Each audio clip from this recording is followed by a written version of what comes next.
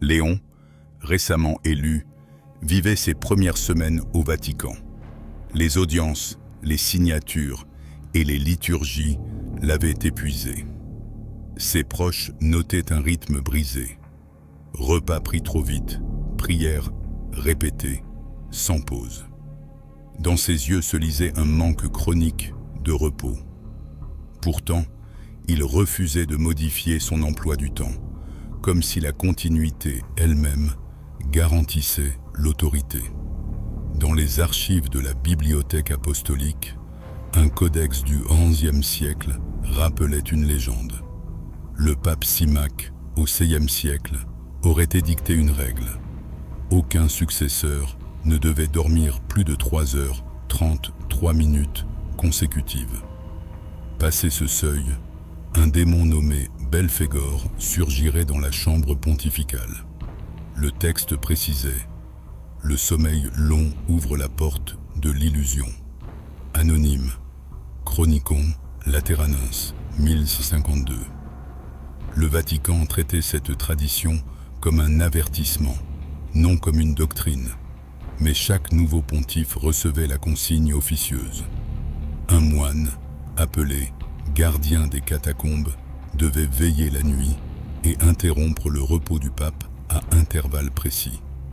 Cette fonction, discrète, ne figurait pas dans les organigrammes officiels. Elle se transmettait oralement, comme une charge secrète. Au cours du premier mois de son pontificat, Léon avait respecté la règle. Le gardien frappait à la porte toutes les 3 heures. Le pape se levait, récitait un psaume, puis reprenait son sommeil. La fatigue s'accumulait, mais aucun incident surnaturel n'avait été rapporté. Les spécialistes en histoire des religions identifiaient Belphégor comme un prince des enfers, lié au culte moabite mentionné dans l'Ancien Testament. Son rôle, séduire par la richesse et corrompre par l'oisiveté. Dupuis, Démonologie chrétienne, 1899.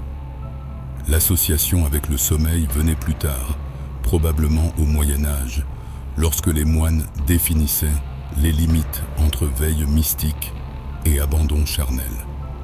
Le codex évoquait aussi un précédent.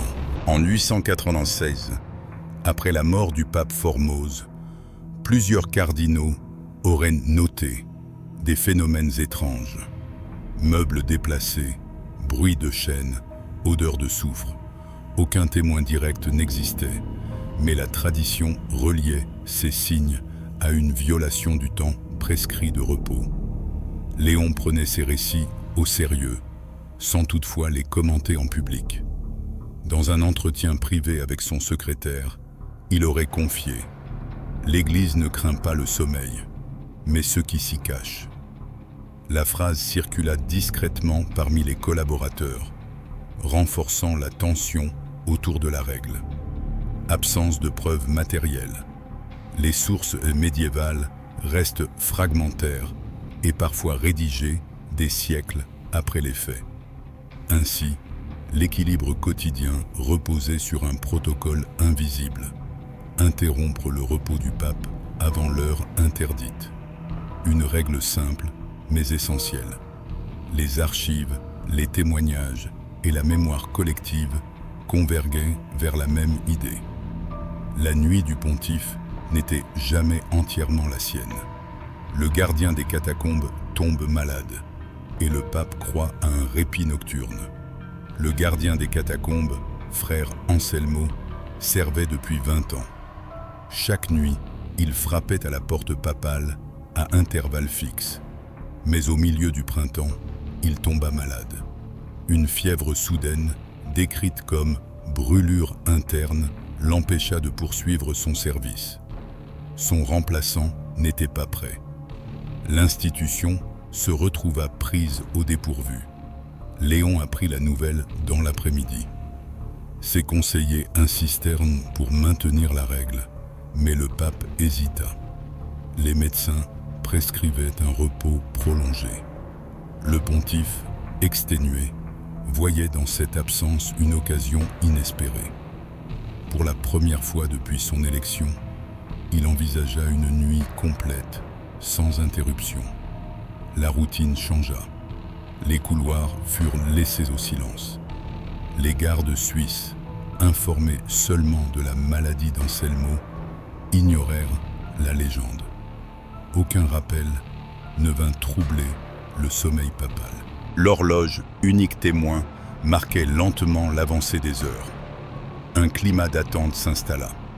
Dans la tradition orale, chaque fois que la règle était brisée, des signes précédaient l'apparition du démon. Bruit métallique, déplacement de meubles, odeur de cire brûlée. Aucun de ces phénomènes ne se manifesta avant minuit. Tout restait calme. Le pape s'allongea, respira profondément et sombra dans le sommeil. Ses proches le crurent enfin apaisé. Mais l'absence de réveil programmé marquait une rupture. Le silence, au lieu de rassurer, devenait inquiétant. Les registres médicaux évoquent seulement une nuit de fatigue accumulée. Pas de traces d'événements surnaturels dans les notes officielles. Pourtant, dans plusieurs récits postérieurs, cette nuit fut décrite comme ouverture. Les chroniqueurs parlaient d'un passage imperceptible entre veille et autre dimension. Certains utilisaient le terme de faille, emprunté à la tradition apocryphe des veilles d'Enoch. Ainsi, le premier relâchement du protocole créa un espace inédit. Un Vatican immobile, un pape endormi plus de 3 heures, un seuil franchi sans surveillance. Les conditions de la légende étaient réunies, mais au cœur du sommeil, un meuble étranger apparaît dans sa chambre. Vers 3 heures du matin, la chambre du pape changea. Selon des récits ultérieurs, un meuble apparut sans bruit, une armoire sombre, haute, aux portes fermées. Aucun artisan du Vatican n'avait construit cet objet. Aucun inventaire ne l'avait mentionné. Le témoin principal reste le pape lui-même, dans ses notes privées. Il y décrit un bois noirci, incrusté de signes effacés, comme si l'objet venait d'un autre temps. Le lit restait intact, mais la pièce paraissait réduite, comprimée autour de ce nouveau centre. Les portes vibraient faiblement. Un tintement résonnait, semblable à du verre heurté. Léon s'approcha et distingua des silhouettes. À l'intérieur, des fioles translucides contenaient des formes lumineuses. Elles palpitaient comme des organismes vivants. Hypothésis, esprit ou ange captif. Le Codex Lateranense, Grazier siècle, mentionnait déjà des vases scellés contenant des lueurs célestes. Le rapprochement est frappant, mais impossible à confirmer. La théologie médiévale interprétait ces visions comme métaphore de la prière enchaînée. Ici, la description se voulait concrète. Le pape voulut s'éloigner, mais l'horloge sonna. 3h33. Le seuil redouté venait d'être franchi. Les fioles vibrèrent plus fort. Une fissure parcourut la paroi de l'armoire. L'air se chargea d'une odeur âcre, semblable à de la cire brûlée.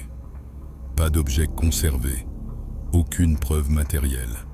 L'hypothèse d'une hallucination due au manque de sommeil reste plausible. Confiance moyenne. La fissure s'ouvrit comme une bouche. De la cavité s'échappa une voix grave, incompréhensible. Puis une forme se dessina, distincte des lueurs enfermées. Une masse obscure, lourde, semblant chercher à franchir la frontière de bois. Ainsi, l'armoire n'était pas un simple contenant. Elle devenait un passage.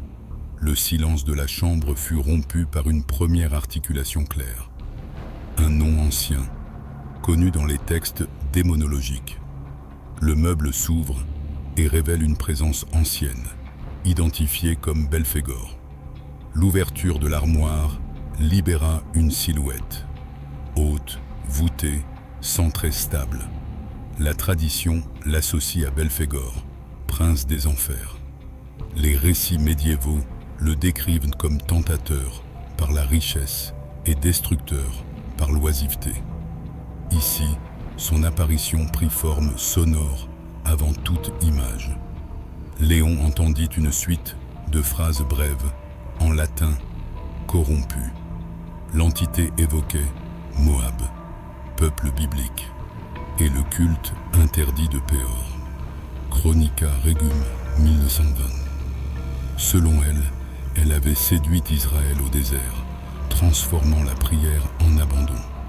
Le démon affirma aussi avoir enchaîné des anges, désormais réduits à ces lueurs enfermées. La figure avançait, mais ne franchissait pas le cercle d'ombre autour de l'armoire. Elle oscillait, comme suspendue entre deux mondes. Sa voix reprenait, citant des passages de l'Exode, mais inversés. Le pape nota. Les écritures retournées deviennent armes de confusion. Les sources tardives rappellent une autre étape.